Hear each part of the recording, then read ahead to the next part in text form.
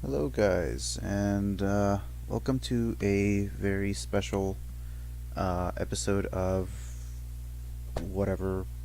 Now that I think about it, I haven't actually decided on a name. I haven't decided on a name for this stream yet, but um, welcome. This is going to be special because it's the first episode to go up on YouTube.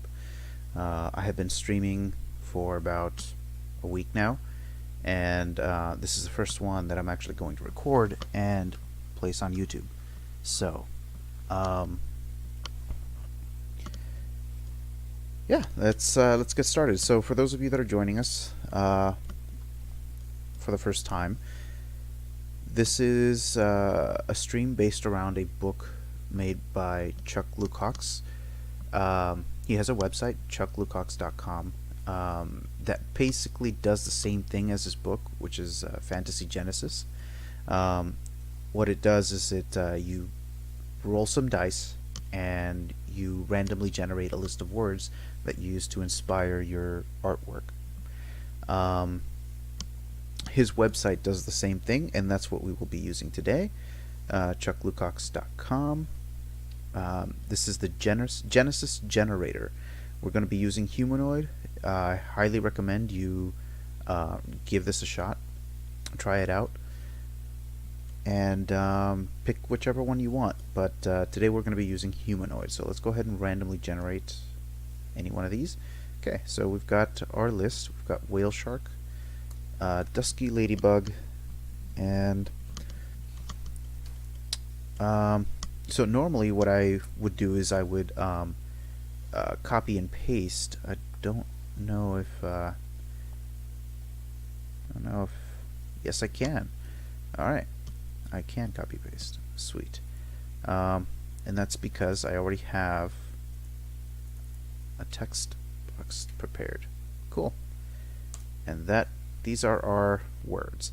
Now, the nice thing about the website that we're not actually going to be using today is that when you click on any of these words, it should take you to the Google image search for all of these. So for any of them that you click on, we're not going to be doing that on the stream because we don't want to get into any legal issues or anything. I have Chuck's permission to use his book and his website, but I don't have permission from every photographer on Google image search. So I'll be doing that searching on my own in a separate tab on a tablet that I have.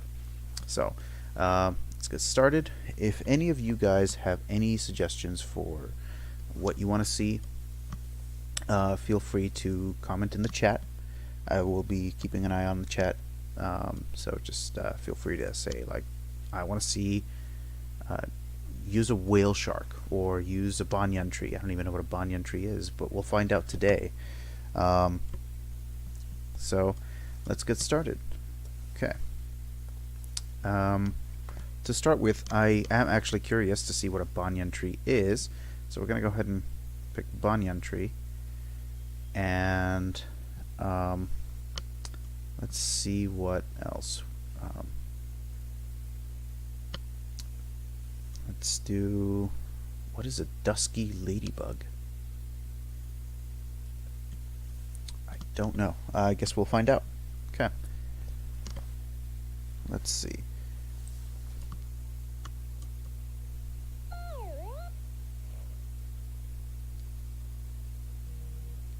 Sorry, I had to turn off my ringtone there. I wasn't expecting I wasn't expecting it to go off midstream. Okay. Google image search. So let's do dusky ladybug.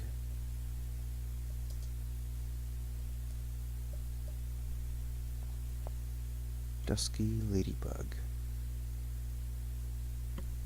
Oh, this is interesting. Okay, so a dusky ladybug. Let's see.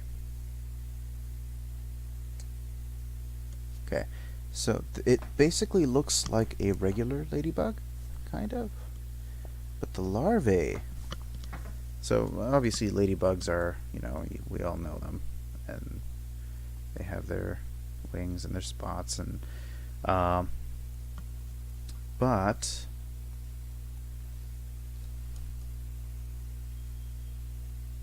see.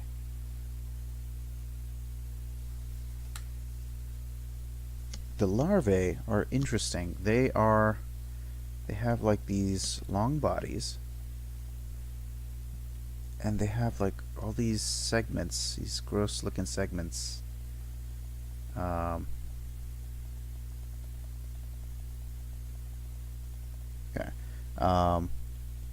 And they have these legs that look like tentacles coming all over here. And feel free to do your own Google image search along with us, instead of relying on my drawings, because these are just like rough drafts. Trust me, I'll make something a little prettier later, but I'm just trying to get the idea across of what we're going to be looking at. So they look like tentacles almost, and there's a ton of them.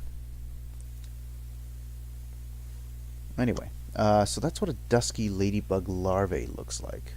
The adult looks like what we already know. It doesn't look much different. So that's that. Now let's look at what a banyan tree is. And I'm sure that once I look one up,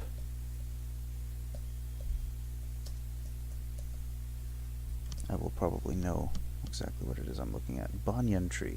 Oh, okay. So apparently those are the trees that have they have these large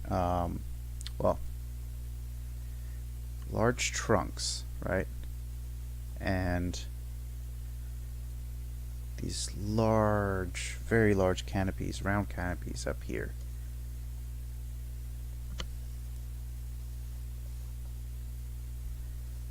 And they have lots of branches that come down. They actually come down, and they have their own roots. So let's say here's the ground. They have their own roots up here, or down here, I should say, and they attach to the branches up here.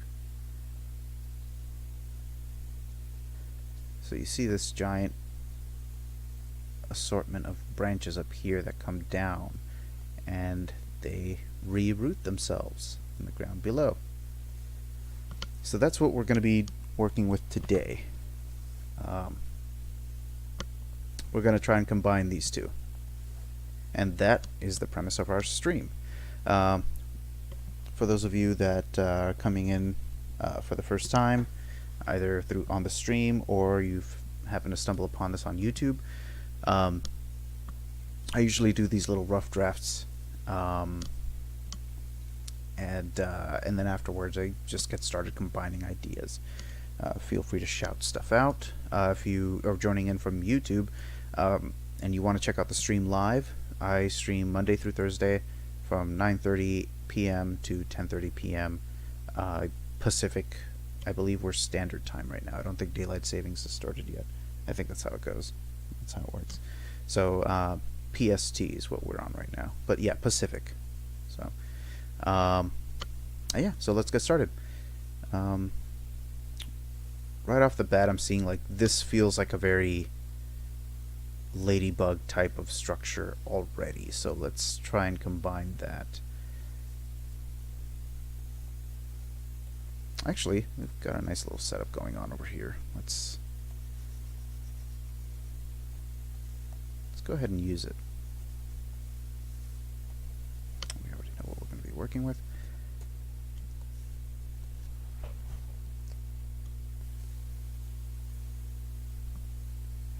Okay. Let's enlarge it a little bit.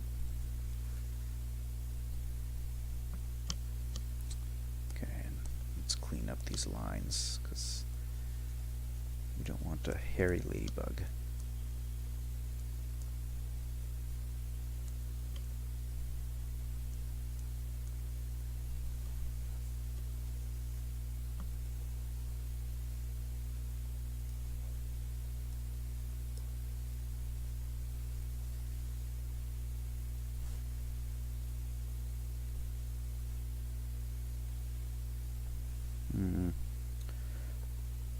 Actually, that's not bad, but I want some depth to it. I don't want it profile. So let's give it some. Let's make it look like we're looking a little towards it. Let's just redraw this. Never be afraid to redraw something. Your first, like, don't be married to your first or even second strokes. Feel free to redraw as much as you need to.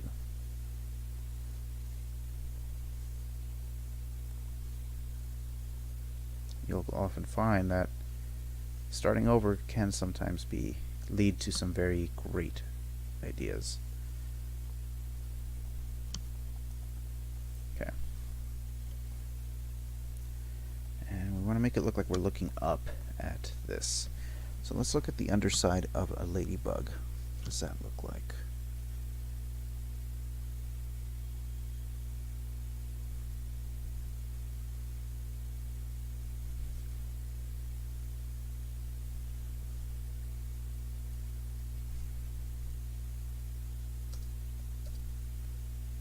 Underside, here we go. Alright, I have a reference picture. So now let's make some room here. Okay.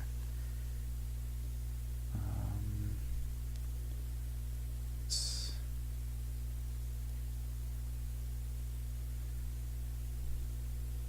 give this a head.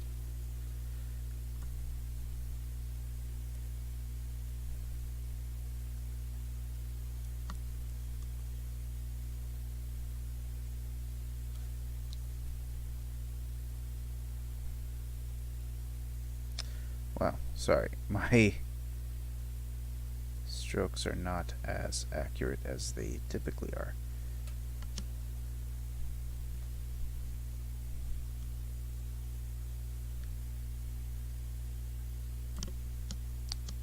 Let's give it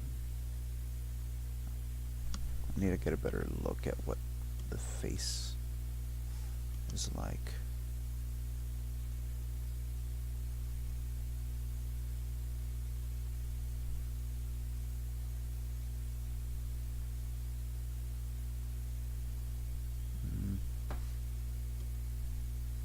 Okay, here we go.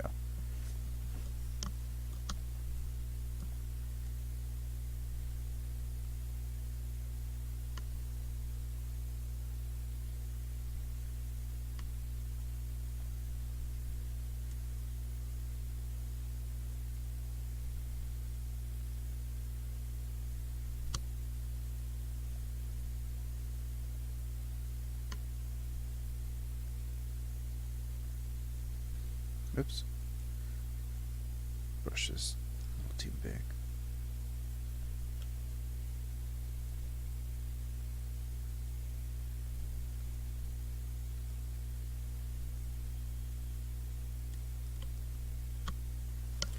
Okay.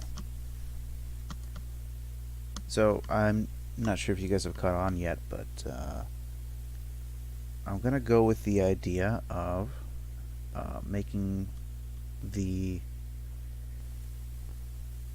ladybug being the tree itself. So it's like this giant ladybug that's just kind of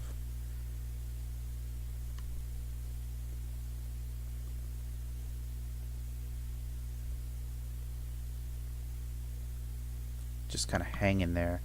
Maybe it's like the alien from the alien queen from Alien, the original Alien movies. I think it was the second one where they show the queen.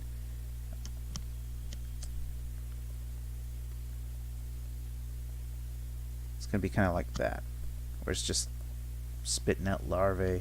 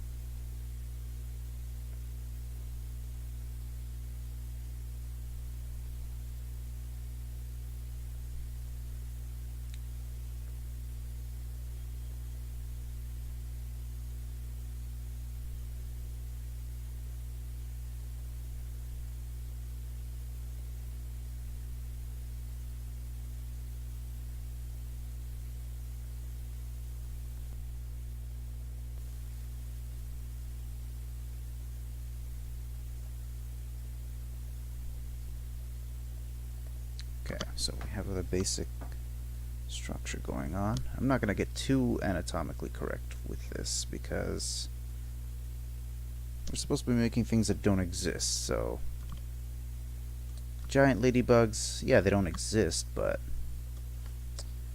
we want it to have its own kind of body, not body language, body rhythm, or design language, I guess you could say.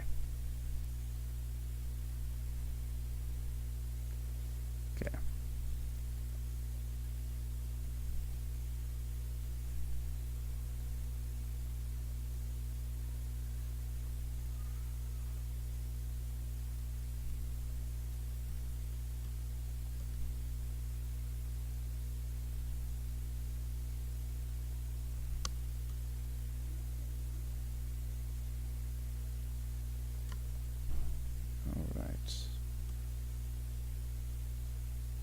This is starting to come out pretty good.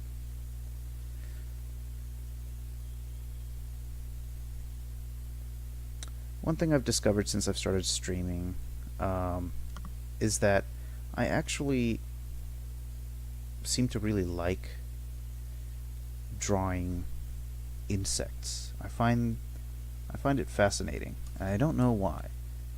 Not a terribly big fan of insects in real life, but I mean, I'm not scared of them or anything. But no, I'm not like terrified of them or anything. But I'm not fascinated by them. Like I don't really care for them.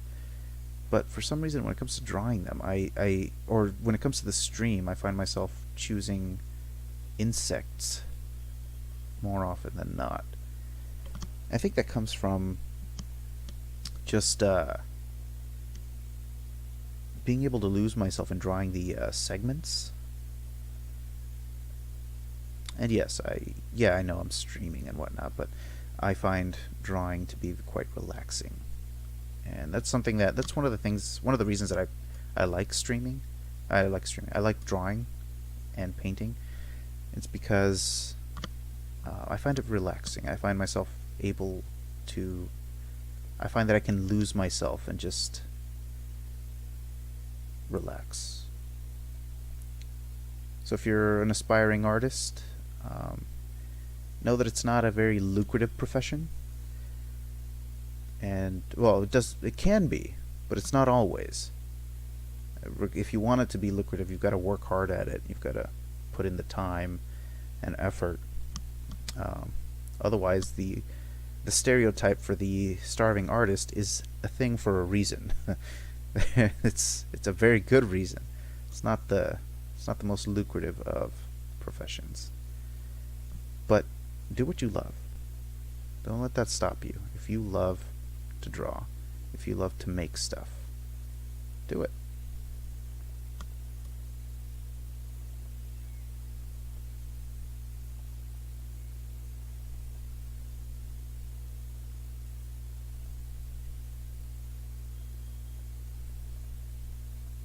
I'm just going to draw through. I can always go through and delete these lines.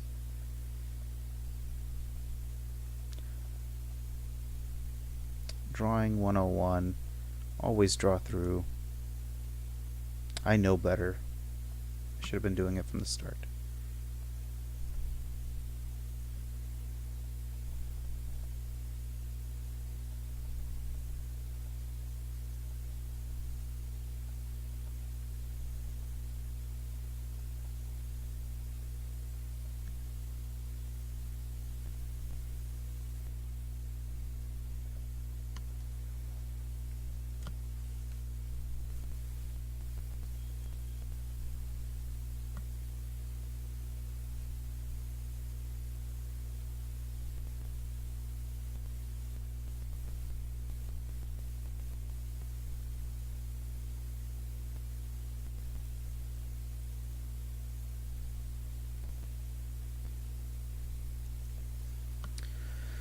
Okay, so we have our the basic anatomy of our ladybug. Um,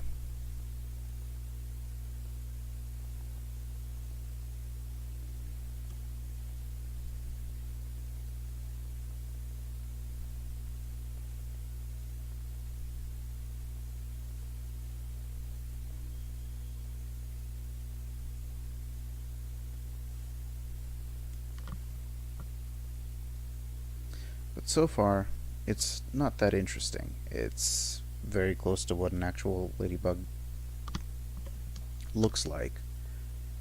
And we're supposed to combine it with a banyan tree, so let's go ahead and get started on that now. So the idea I had initially was that it had some sort of like tube. Like maybe it's a part of its body actually.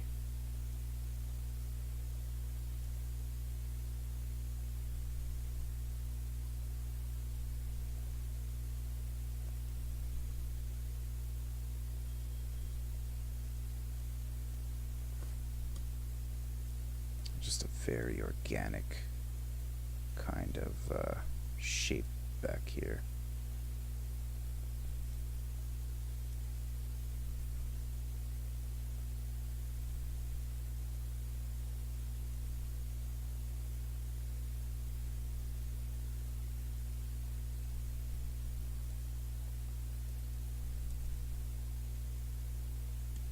Let's make this kind of gross looking.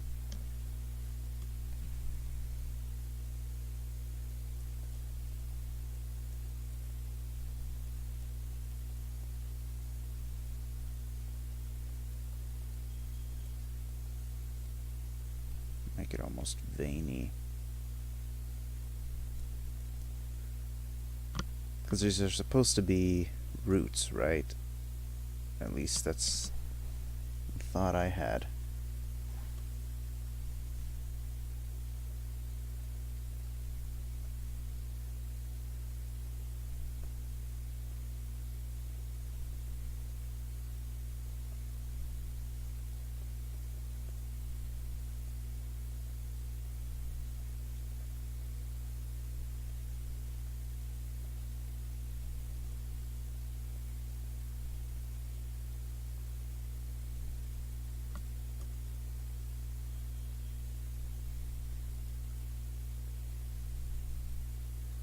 And here you can see me using some of the sketchy drawing lines that I had initially made. I just go nuts, and then later on I might see a line that I actually like its placement. I like its rhythm, so I keep it.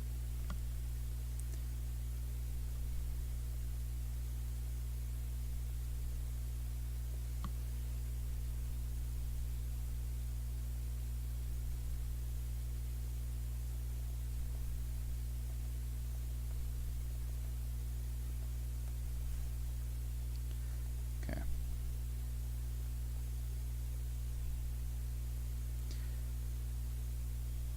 So let's... I'm not even sure how this connects to this, but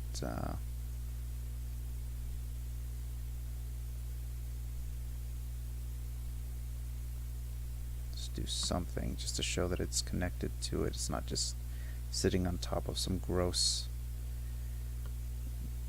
growth.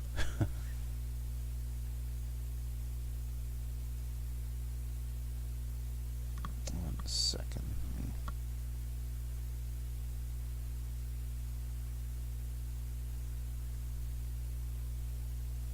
Okay. Alright, so far I've got enough ladybug here. Let's get some more larvae in here. The whole point is it's supposed to be breeding stuff, right? And with a banyan tree, it's supposed to come, like, it's supposed to have some sort of branches coming down and rooting themselves in. So let's assume that, let's keep that idea of having things come down, but let's have it be the larvae. Let's give it some sort of just thing that's coming out of, and let's let the larvae here sit here. Let's make the tentacle things just sticking out, like they're absorbing the air and the nutrients around them.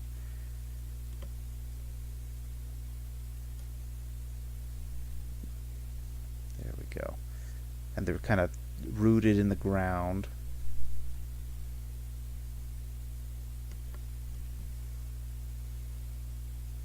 Almost tethered there. I don't really like the way this connects.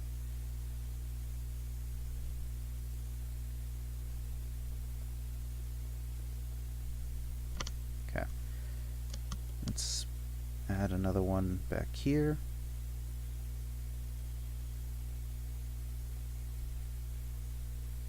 We can't have them all be profile views, so let's make this one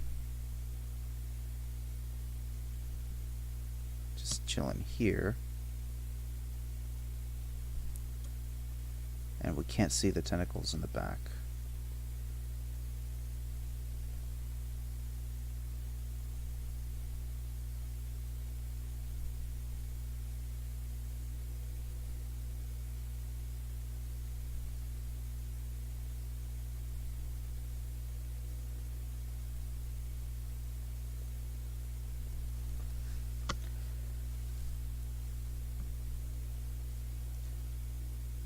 More larvae. These almost look like cocoons or egg sacs.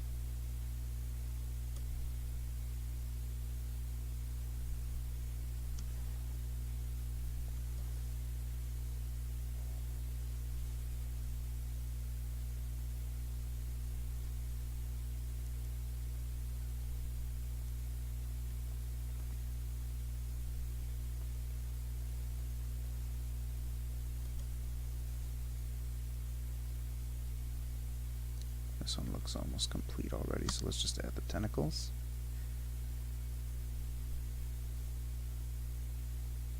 Another one back here.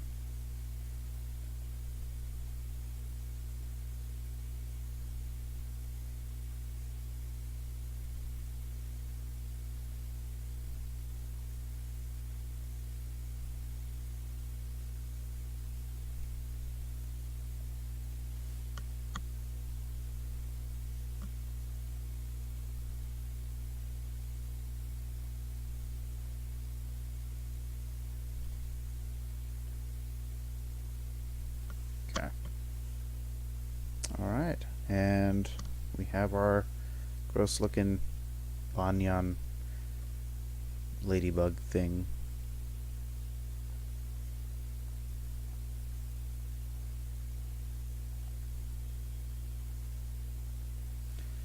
Now, one of the things I like to do, and I've said this before on this stream, but for the YouTube peeps, it bears repeating. Lots of different people have different opinions on how to organize their line weight. And line weight, for those of you that don't know, is how thick a line is, right? I have my own, but so some people do it randomly. They just make some lines thinner than others just to add interest.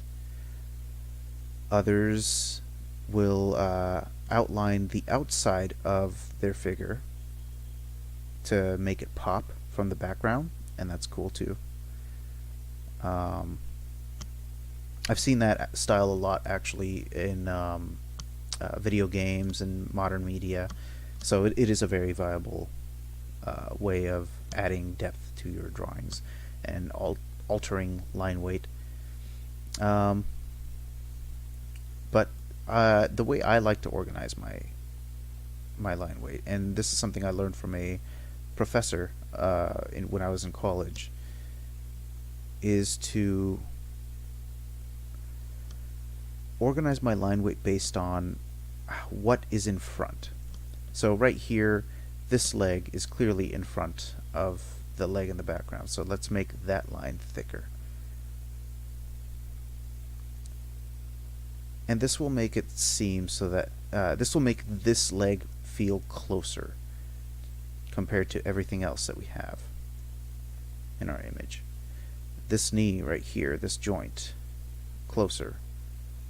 And we can thin up the lines in the back that lead up to it so that we're not confused by this. And this, what this does is it gives you a sort of like method to make decisions, so that you're not randomly thinking, okay, do I want to make this line thicker, thinner? What do I want to do? You have a method, and you can quickly make decisions.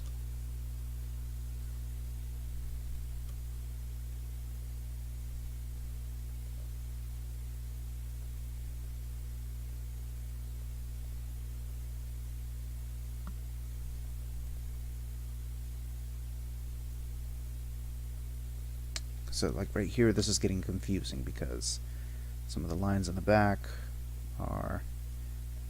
We don't mind intersections. We don't mind those, but we want the lines in the background to read like they are in the background. So we're going to go ahead and make those thinner and lighter. And the leg is going to be thicker, and that's fine.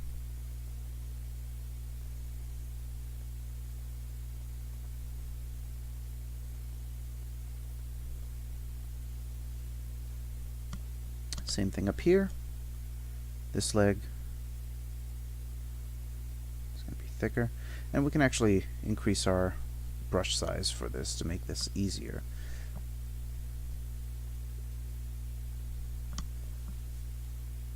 We don't want to go too overboard with our brush size, but we do want to add a nice heft to it.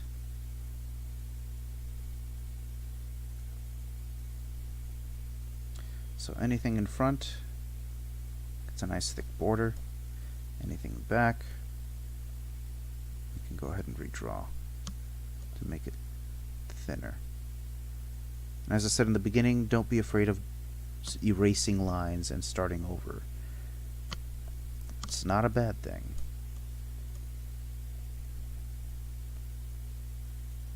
By the way, if some of you guys feel like you want to follow along, and you want to use the same keywords that we have here, create your own art, by all means, feel free to send it to me too. I'm on Instagram under Carlos Beñate Art. So go ahead and look for me and send me your stuff. Just tag me in it. I would be ecstatic to see what you guys come up with.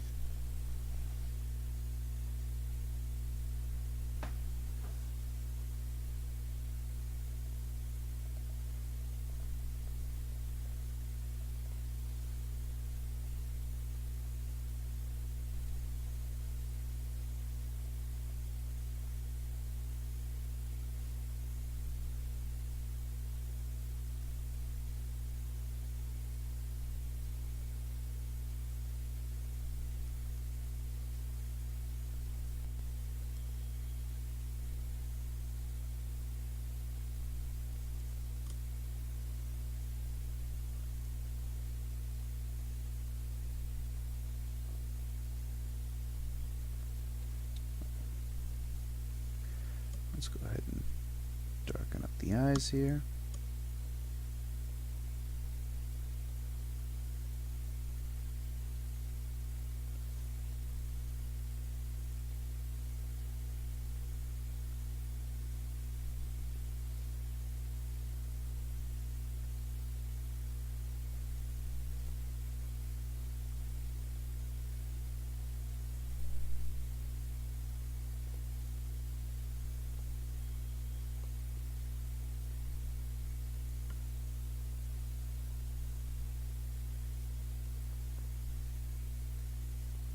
Alright.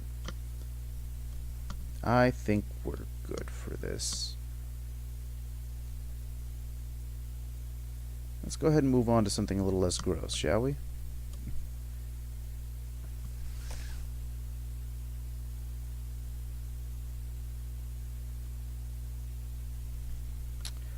Okay. And what I like to do is I like to convert these things to smart objects and then minimize them. This ensures that I don't lose the resolution because I can always go back to let's see.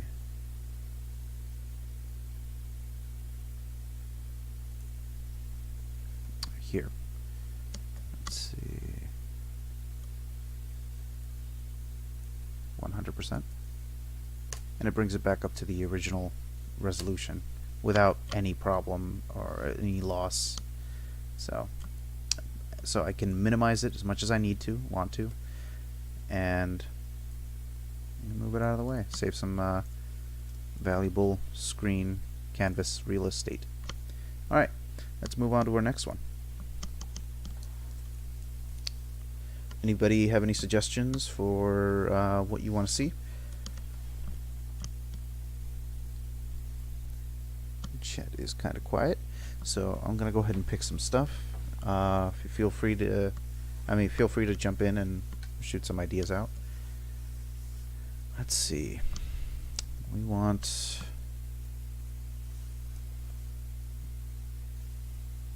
okay.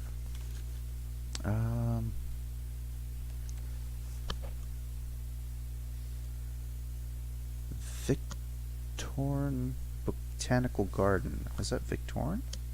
Victorn. Never heard that term before, so let's go ahead and pick that. That's new and interesting. Indigenous carving. Coal embers. Well, let's look up a Victorian Botanical Garden.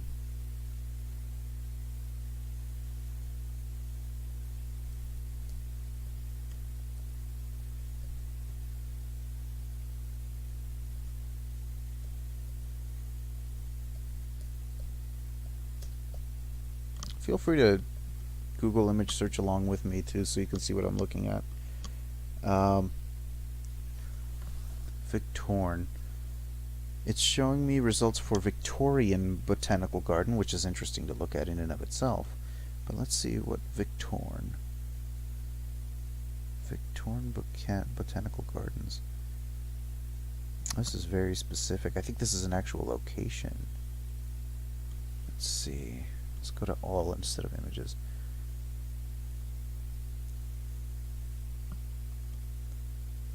Maybe Victorian Botanical Gardens is what they actually meant, is what Chuck actually meant.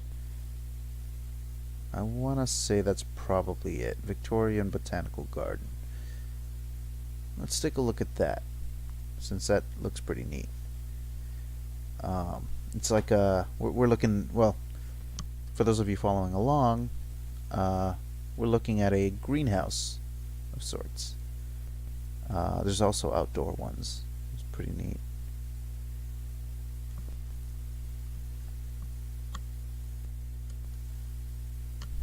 What would go well with this? Maybe I can picture something like this on the back of a whale shark, actually. So let's go ahead and do that. Let's do Victorian Botanical Garden along with a whale shark. Let's see what we end up with. 1 second.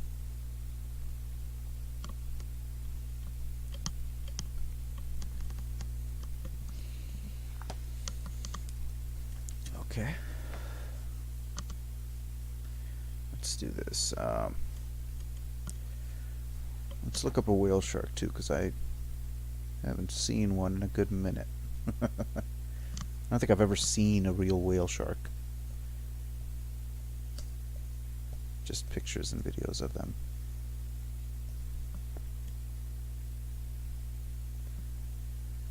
And for those of you that have played Endless Ocean, I believe there was one in there as well. Okay.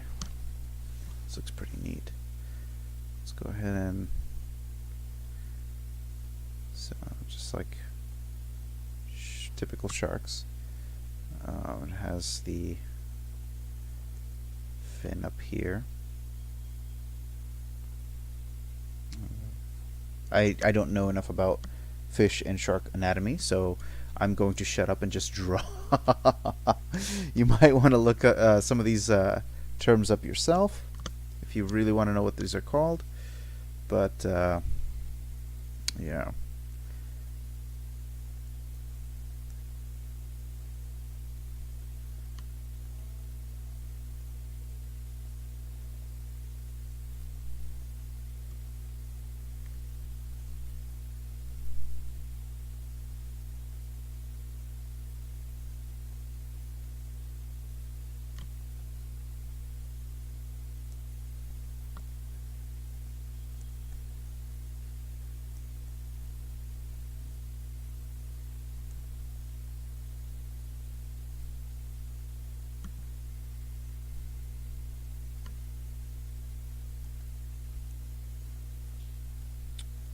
Now the idea I had was that it was going to be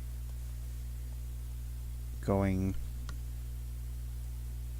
kind of swimming down and then up, kind of emphasizing its big belly. Let's see if we can clarify this shape a little bit.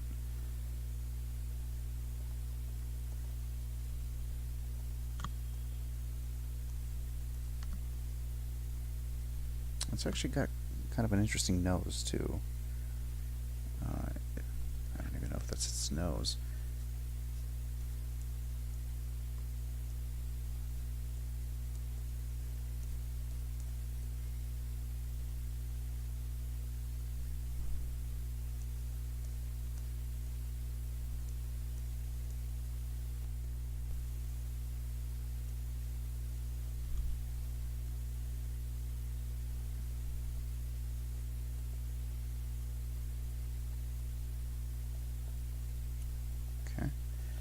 Whale sharks have that very iconic large mouth of theirs.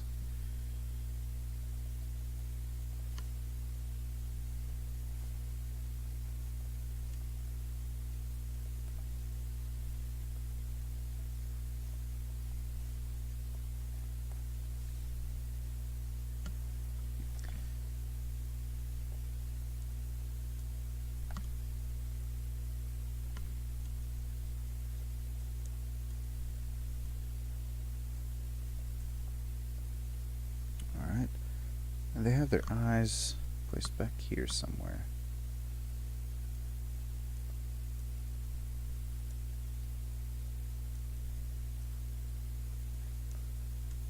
Alright. Okay. So this gives us a nice little place to put our Victorian garden.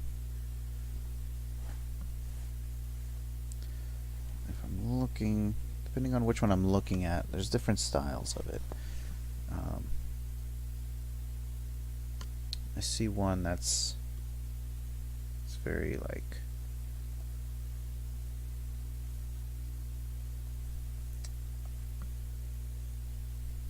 it's got like the dome up top.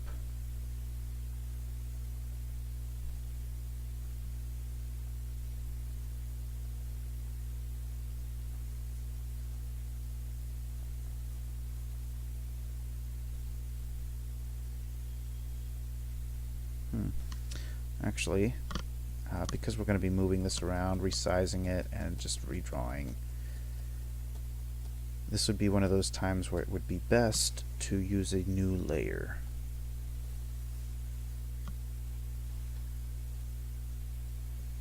Because one of the things that I was going to do right now is make it smaller. I want to really emphasize the scale of this thing.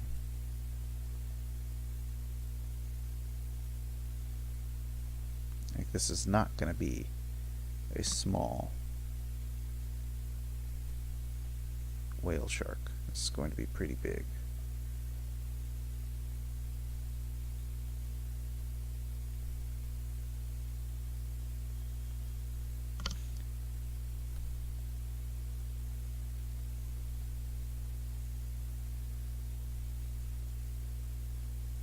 Well, we're actually okay with showing some of the lines in the background because this is supposed to be a structure made of glass. So, alright. Let's go ahead and draw the rest of it.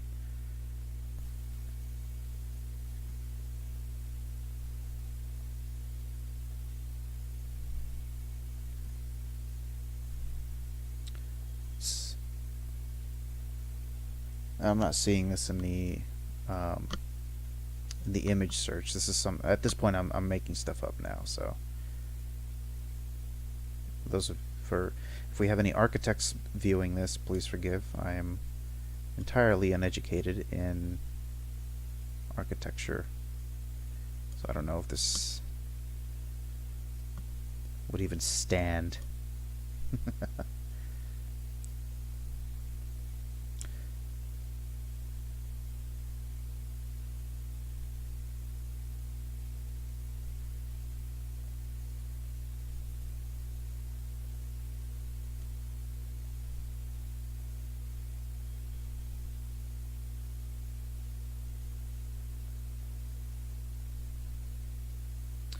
And something I'm realizing now is that as the whale shark moves up and down and swims and sways, these buildings would be completely and utterly destroyed. However, these are things that we are not going to concern ourselves with. The whole point of fantasy is exactly that. It's fantasy. It could never happen in real life, but we'd like to imagine it, right? And that's part of the fun of flexing our imaginative muscles. Okay, we're going to place another building here, another extension to it.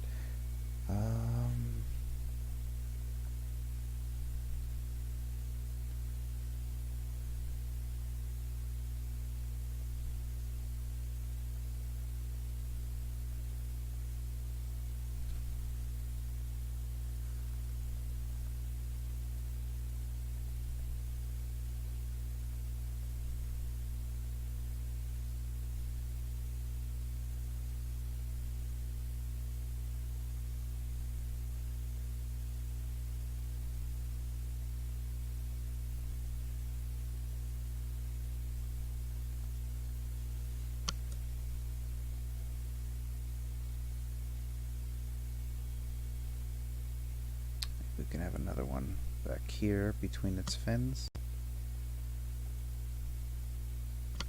Yeah, when making these types of creatures, unless you're doing something like for the sake of a movie like Avatar, and I don't mean The Last Airbender, I mean the other one with the blue people, or purple. I'm colorblind. Surprise. So, yeah, if you're doing something like that where you are world building and everything has to make sense, and I believe they actually had some professional like opinions from like scientists and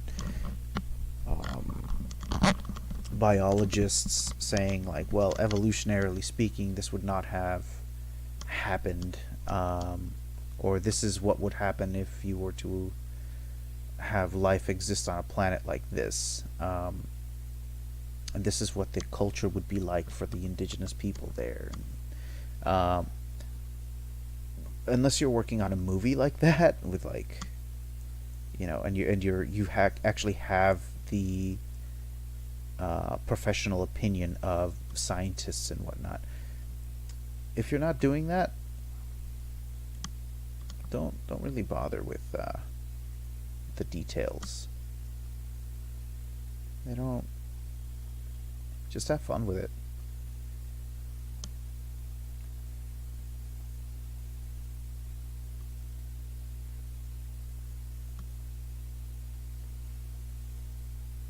Okay. Not a terribly big fan of the way that came out, but and let's go ahead and merge that and get it out of the way. Let's move on to something else, shall we?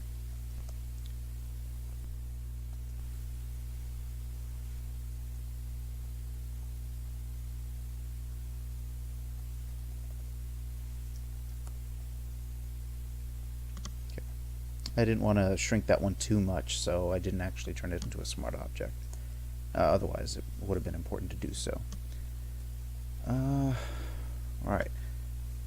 What is a box turtle? I like learning new things, by the way, people. So you'll often hear me say, like, what is this? And I'll just pick it to study it. Box turtle and coal embers. I'm already starting to picture something, but let's look up our references first, shall we? Box turtle. No, not box turtle. Habitat. Box turtle. Oh, that's cute. Their shells are almost boxy. That's pretty cute. Alright. Picking box turtles then. Box turtle and coal embers. Well, coal embers, we already kind of know what that implies, so. But we might see something cool, so let's go ahead and Google that as well. Coal embers.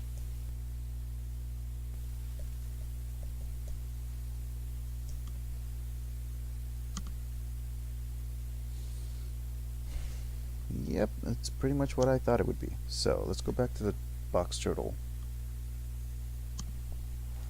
reference pictures.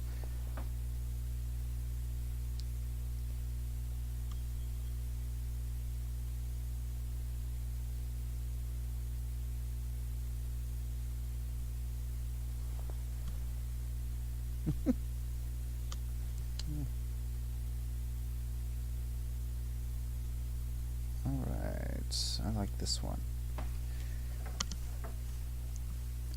Alright, let's do this. Let's exaggerate it. Let's make it an actual box turtle.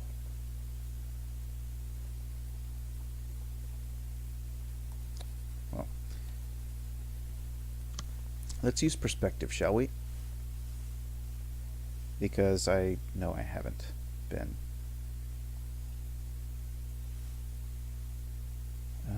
Let's do here. Oops. I honestly thought. Okay, I'm not sure you can see that, but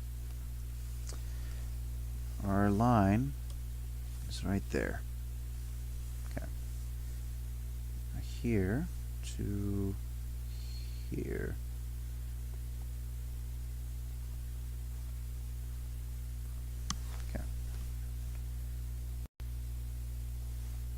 Simple one-point perspective, so we're just going to go here.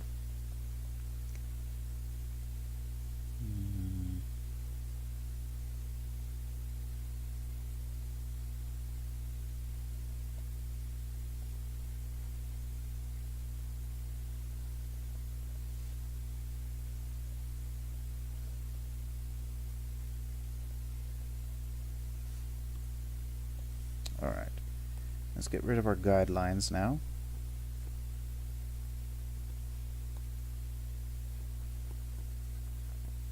We have our box. Yeah.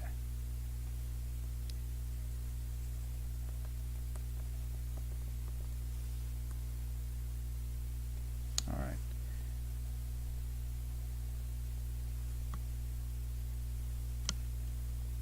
So what are we going to do?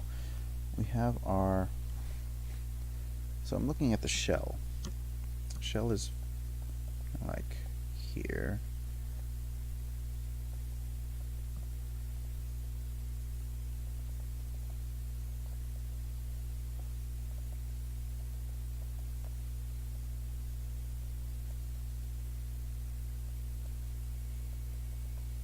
Almost look like teeth.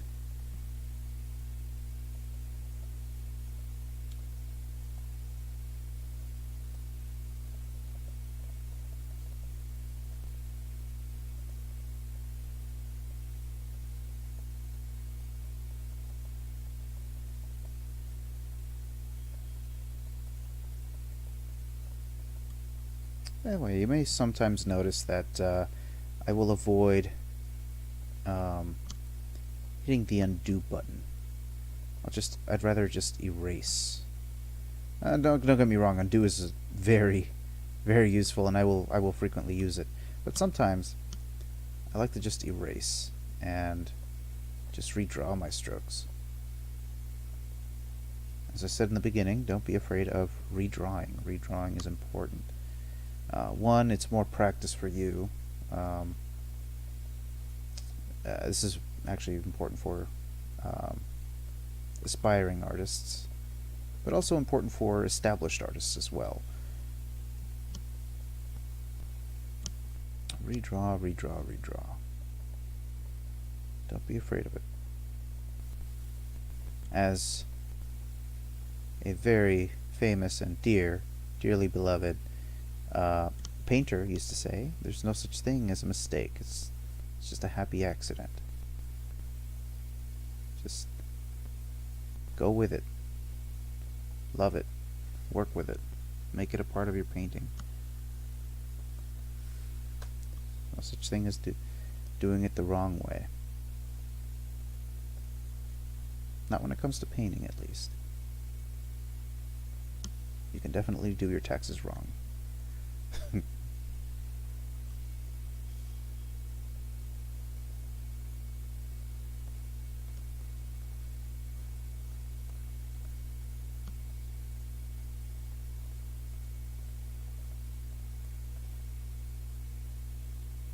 Okay, so now I'm looking at the turtle shell.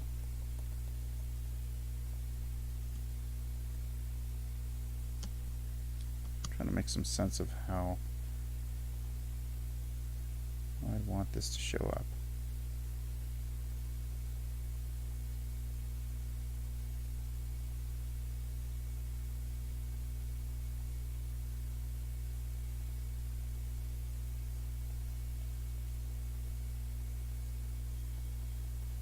There's no real rhyme or reason. I'm looking at the reference picture and just kind of getting a feel for how this shell is laid out. I'm not actually following the pattern exactly.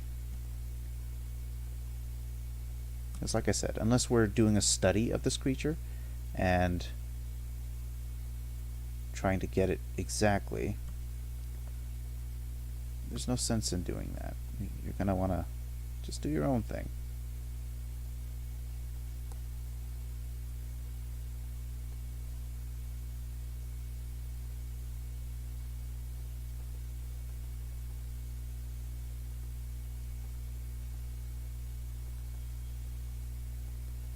This is looking kind of weird, but I like it. It's weird in a good way.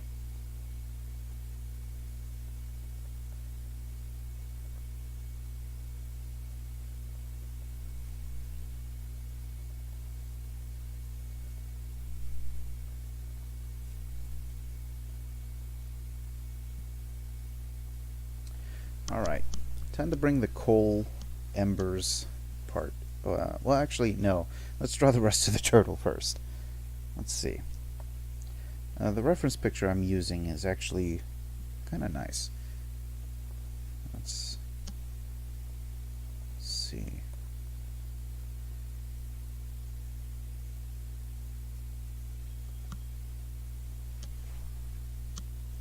Because it has a certain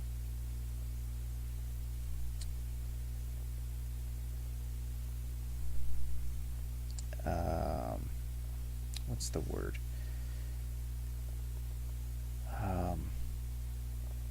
Gesture to it. That's the word I was looking for. It's got a certain gesture to it, at least to the foot here.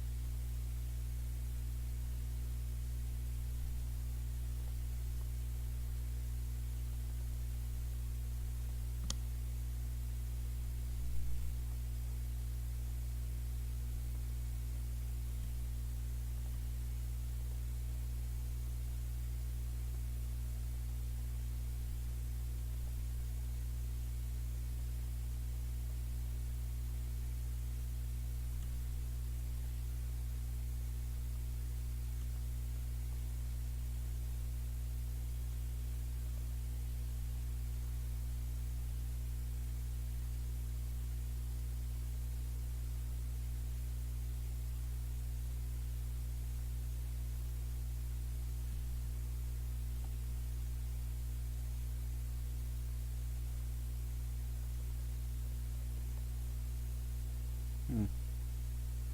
I'm starting to get nitpicky with the anatomy. I don't really care that much right now, so let's I'm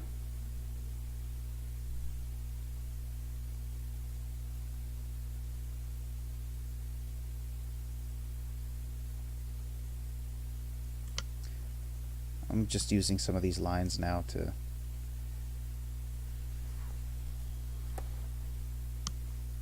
add more interesting folds, like kind of indicate some sort of muscle structure or bone structure underneath.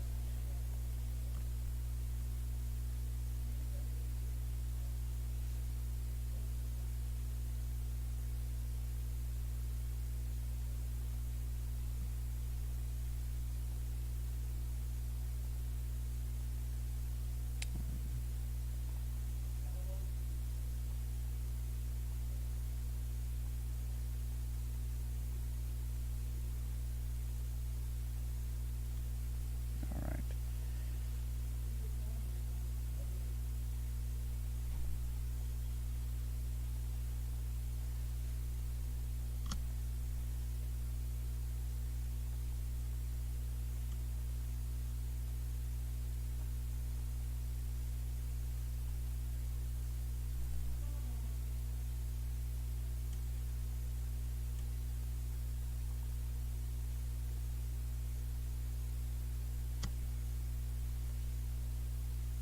And turtles have these cute little claws.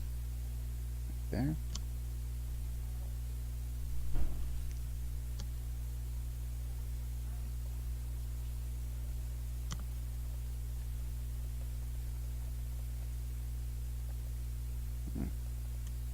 I like that.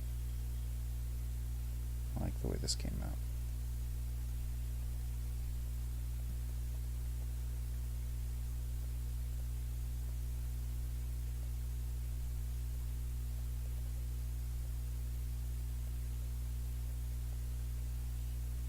Always feel free to embrace the randomness in this. Like, you're not always going to get the perfect line the first time, but feel free to embrace it. Like, if something goes not quite the way you planned it, um, work with it before you try to erase it.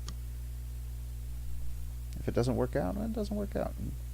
That's what the undo button's for. Oh, or you can erase. Either way.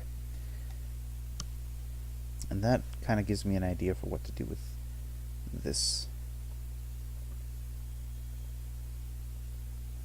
little foot.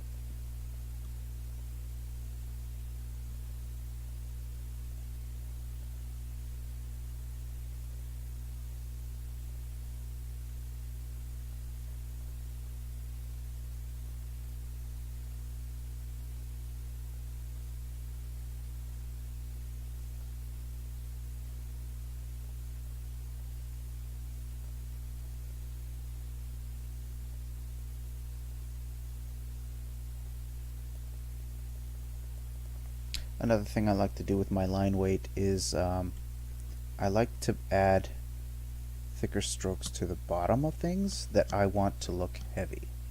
If I want it to look heavy, adding a thicker stroke to the line, a heavier line weight, will accomplish that. So if you have like a ball, let's say, if you keep the stroke on the upper side of it, light, and make it thicker on the bottom, it will look heavier. It will look like it's got some oomph to it. And I don't really understand the reason why that is. It's just something that the mind just kind of adapts, just does. As opposed to another, oops, I was drawing with the eraser. If you add the weight to the top, it doesn't quite have the same impact. Yeah, you be the judge. You might like that. It's up to you. Like I said, different people have different ways of adding line weight. That's just the way that I do it.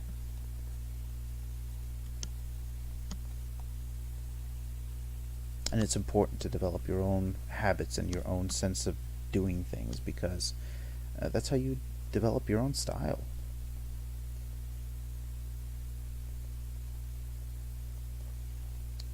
I don't even know what that's supposed to be, so I'm going to delete it. I don't like that. Alright, we'll leave it like that. So now we have to add some sort of coal ember thing. So what I was envisioning before was adding some, like, well, adding color for starters. Let's go ahead and do this. Add it underneath. So I want something desaturated but still kind of red and dark. And also, for my brush settings, let's go ahead and lower the hardness down. We don't need something that hard. And increase the size a little bit.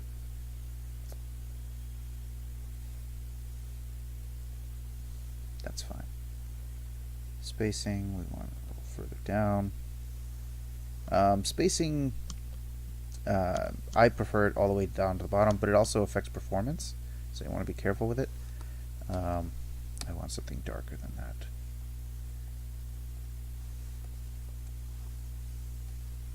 Let's just go all the way down here.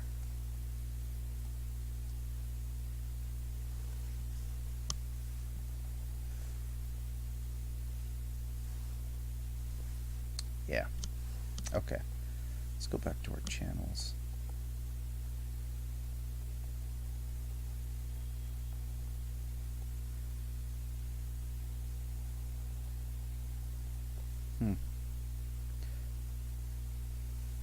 For this type of stuff, you're going to want to make sure that the...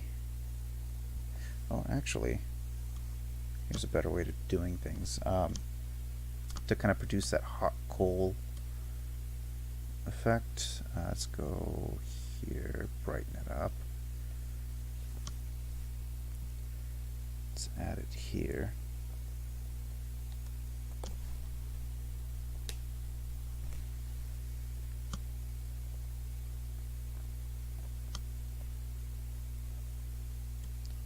What I'm doing is I'm adding the glowing hot ember color to where it's going to be between the coals. Like I'm envisioning these lumps here on its back, on its shell, to be the lumps of coal.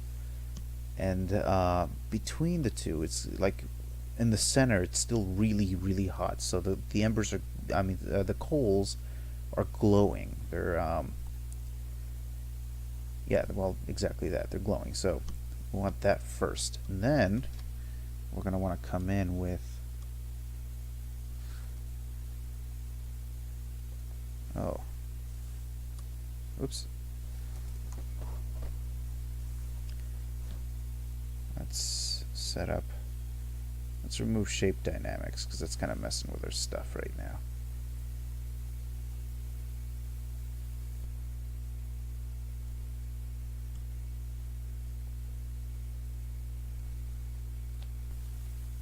We can just manually make the brush size bigger and smaller as we need it. Also, don't worry about staying inside the lines. We'll work on that. We can always come back with the eraser tool and just shave it off. So I wouldn't stress out about that.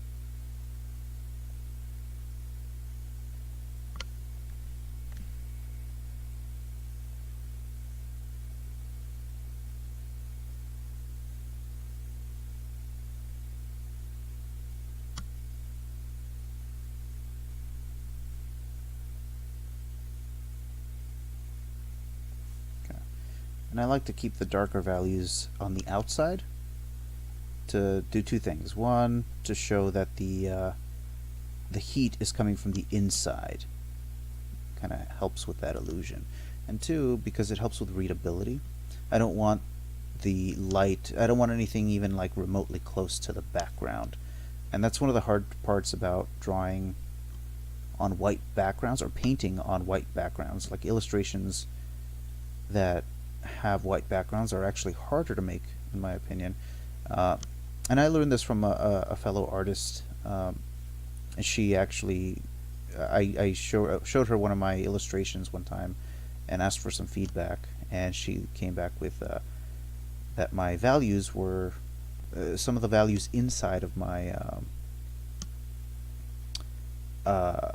figure were about as light as the background, and that's not good when you have a white background. So you're going to want, when you're drawing or painting on a white background, you're going to want your white background to be the lightest thing on the canvas.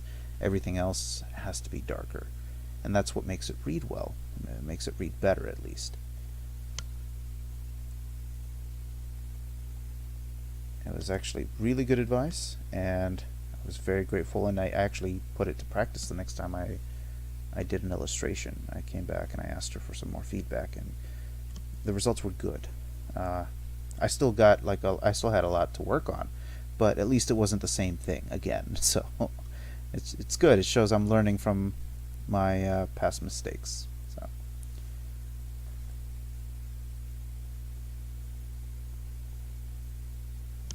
And when it comes to feedback, always accept it graciously. Um,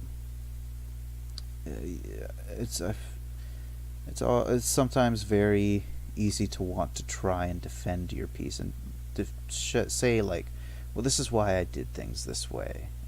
You might have some good reasoning behind it, but I mean, why are you making art? You're making art for people that can't make art, right? Most of the time. And if somebody who cannot make art, or who is already in that business and already in that industry giving you advice, tells you something, it's for a reason. Like, even people who, like, I ask my fiance for advice all the time. Just, hey, let me know what you think.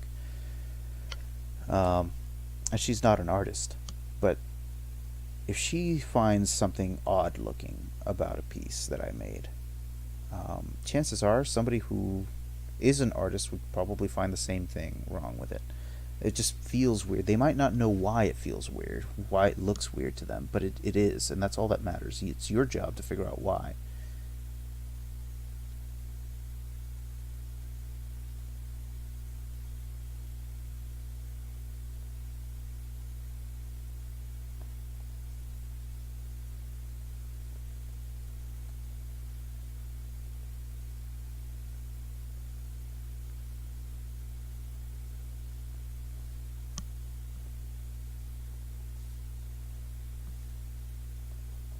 Okay, let's pick a different color for the underside.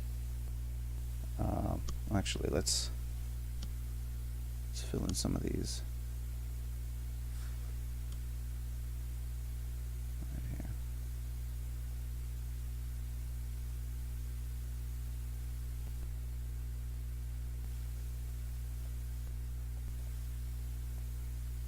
I'm not sure if I've actually managed to sell the idea that I was going for here very well, but it is interesting to look at.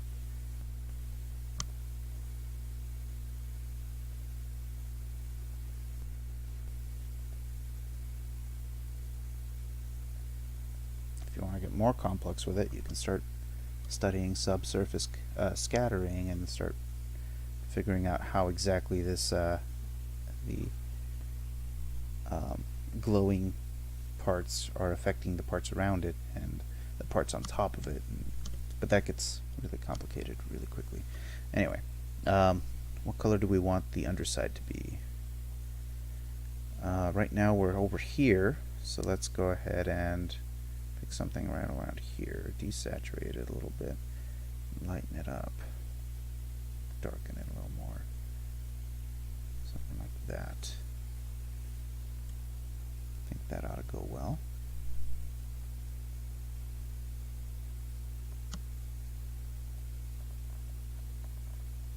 Again, it doesn't have to be perfect, doesn't have to sit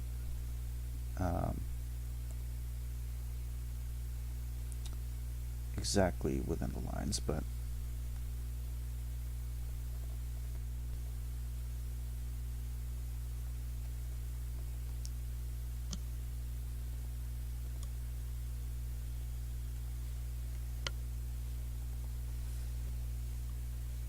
let's do a darker color here.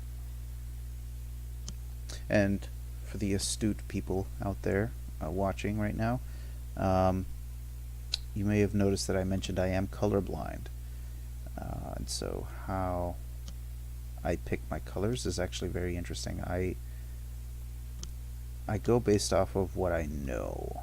Like, I know roughly what kind of colors I want.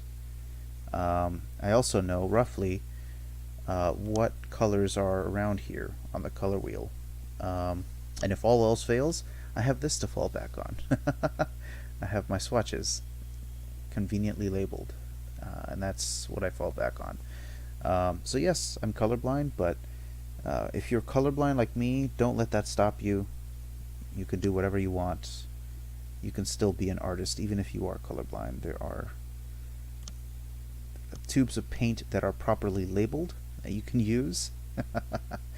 You also have a plethora of swatches that you can use. The color wheel, just memorize where all the colors are, and you will be fine. You can still be an artist even if you are colorblind.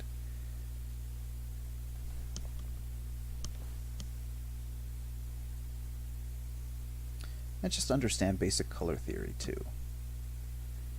You don't have to get too perfect with it, but just understand the basics.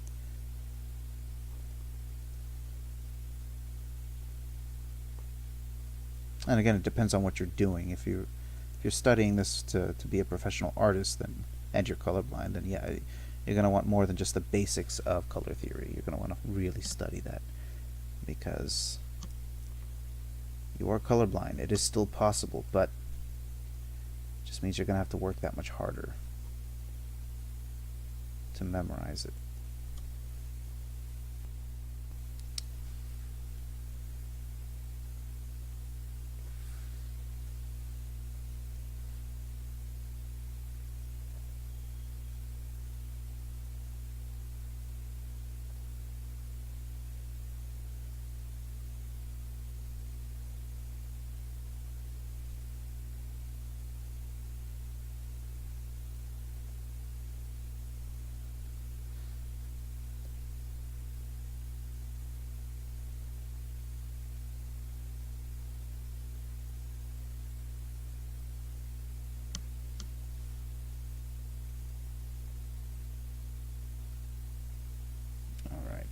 Now, for shadows, let's choose a cooler color, and let's go.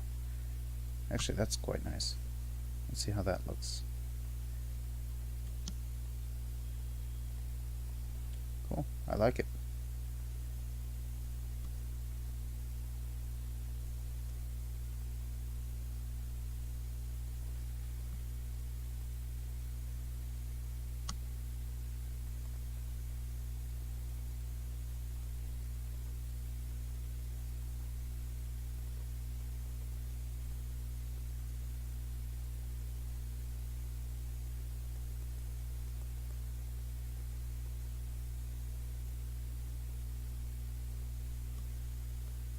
Oops.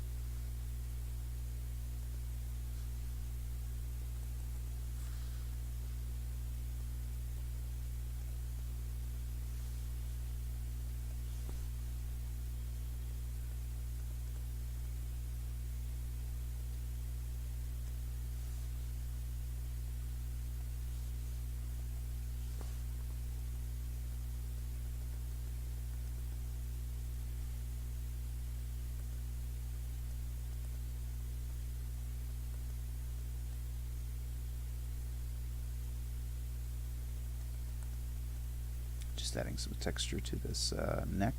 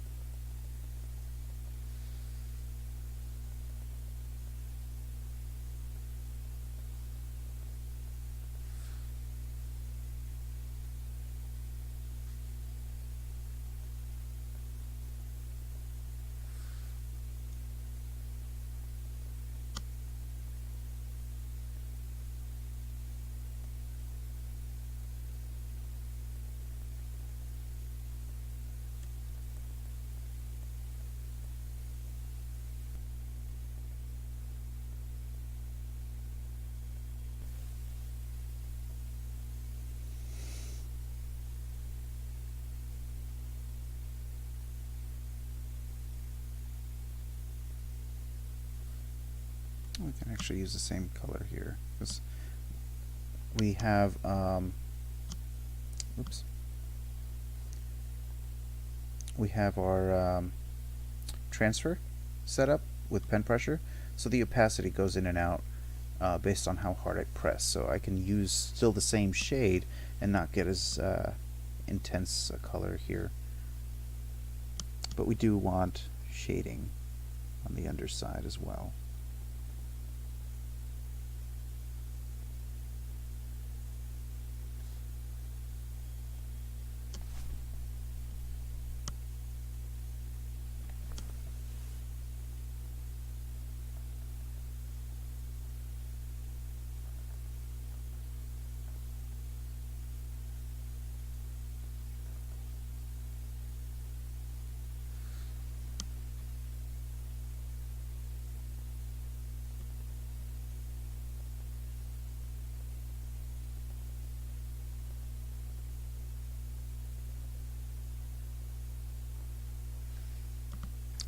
Let's actually add a bit of a shadow underneath.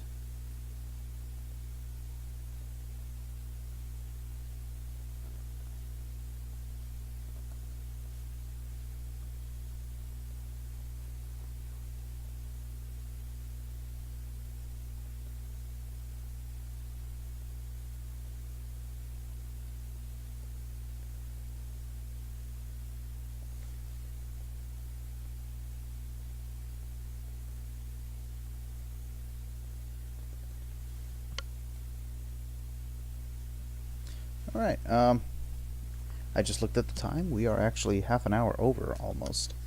So let's go ahead and end it there. But this was fun. I actually enjoyed that that turtle there. Alright, thank you all for watching. I will catch you guys next time.